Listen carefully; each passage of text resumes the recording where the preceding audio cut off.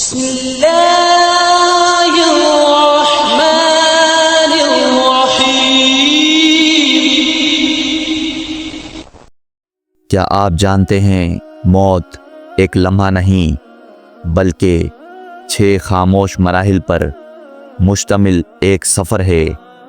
ایسا سفر جس میں انسان سب کچھ دیکھتا ہے مگر بول نہیں سکتا، سب کچھ سنتا ہے مگر بتا نہیں سکتا، اور سب سے خوفناک بات، جب یہ سفر شروع ہوتا ہے تو انسان کو خود بھی معلوم نہیں ہوتا کہ یہ اس کی زندگی کا آخری دن ہے۔ پہلا مرحلہ یوم الموت، موت کا دن۔ یہ وہ دن ہے جس کا علم صرف اللہ کو ہے۔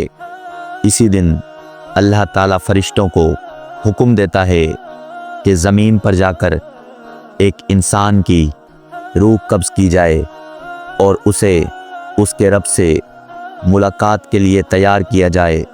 بدقسمتی یہ ہے کہ انسان کو نہ اس دن کا علم ہوتا ہے نہ اس لمحے کا شعور، لیکن اس دن جسم بولنے لگتا ہے، مومن کے دل میں عجیب سا سکون اترتا ہے اور گناہگار کے سینے میں گھٹن، خوف اور بوجھ بھر جاتا ہے۔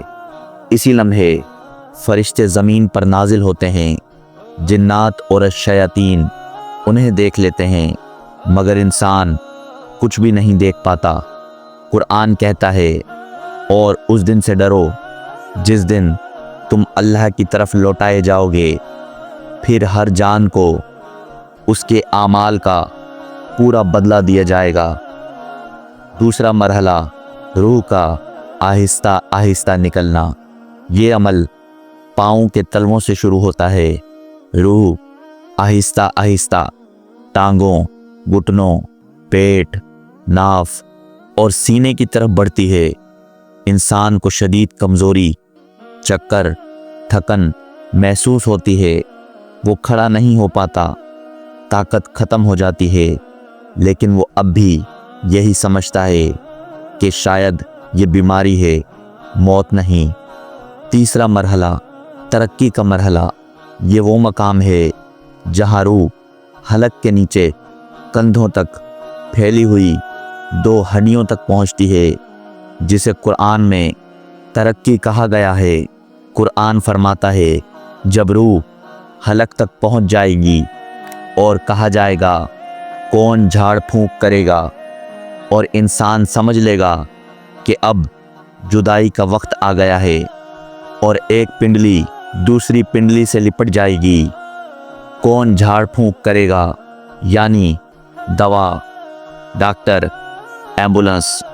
اب جدائی کا وقت یعنی انسان کو اندر سے احساس ہونے لگتا ہے کہ کچھ ختم ہونے والا ہے، لیکن پھر بھی زندگی کی امید باقی رہتی ہے۔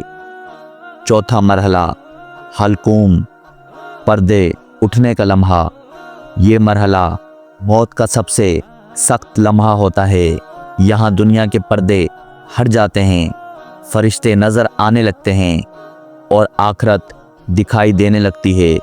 قرآن فرماتا ہے، ہم نے تمہاری آنکھوں سے پردے ہٹا دیے، آج تمہاری نظر بہت تیز ہے۔ جب روح حلق تک پہنچ جاتی ہے اور تم اس وقت دیکھ رہے ہوتے ہو اور ہم تم سے زیادہ قریب ہوتے ہیں مگر تم دیکھ نہیں سکتے، اسی لمحے انسان اپنی پوری زندگی آنکھوں کے سامنے گزرتی دیکھتا ہے۔ شیطان آخری بار ایمان چھیننے کی کوشش کرتا ہے۔ اسی لیے قرآن ہمیں سکھاتا ہے، اے میرے رب، میں شیطان کے وسوسوں سے تیری پناہ مانگتا ہوں اور اس سے بھی کہ وہ میرے پاس آئیں۔ پانچواں مرحلہ ملک الموت کی آمد۔ یہ وہ لمحہ ہے جہاں فیصلہ ہو جاتا ہے کہ انسان رحمت والوں میں ہے یا عذاب والوں میں۔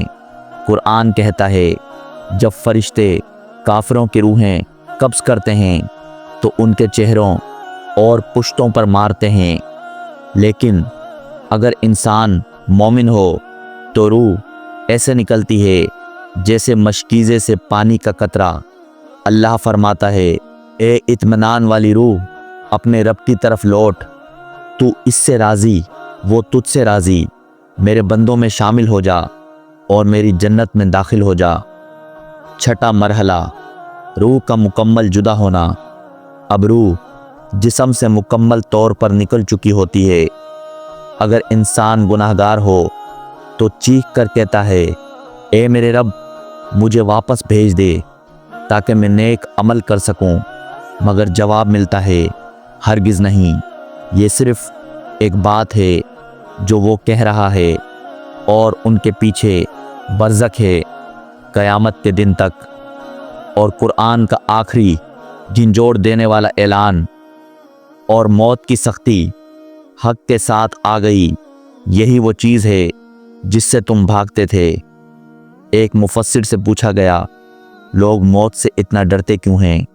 انہوں نے جواب دیا، اسی لیے کہ تم نے دنیا کو آباد کیا اور آخرت کو ویران کر دیا۔ اے اللہ، ہماری موت کو آسان فرما اور ہمیں ایمان کی حالت میں اپنے حضور بلا۔ آمین۔ اللہ حافظ۔